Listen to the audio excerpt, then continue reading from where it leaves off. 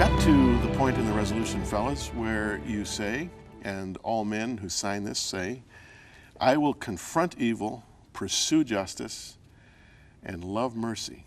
Now, it kind of sounds like superhero talk here. You know, I see a guy putting on his cape. Right. What's it mean to confront evil?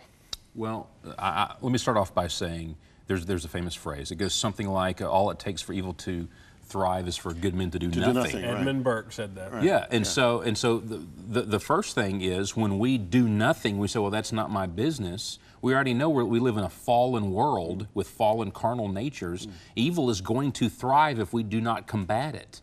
And so when you read through, especially the New Testament, Corinthians, Paul is constantly reminding the believers in the church, you must confront evil and make sure it's out of the body of Christ, to get it out of the house of God. Jesus went and overturned the tables partly to get rid of evil in the house of God. And so there was a time and a place and a method for confronting evil the right way and getting rid of it so that it does not stain or hinder the growth of our culture, especially the house of God.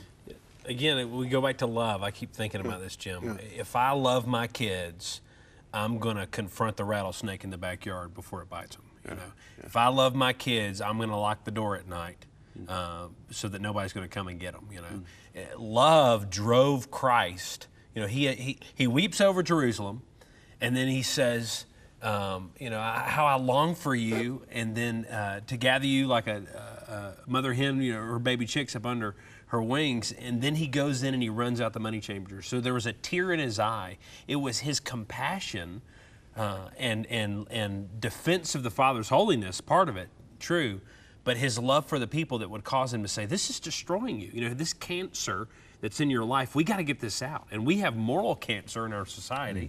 We have all kinds of things that will destroy the consciences, the purity of our children, our families, our culture.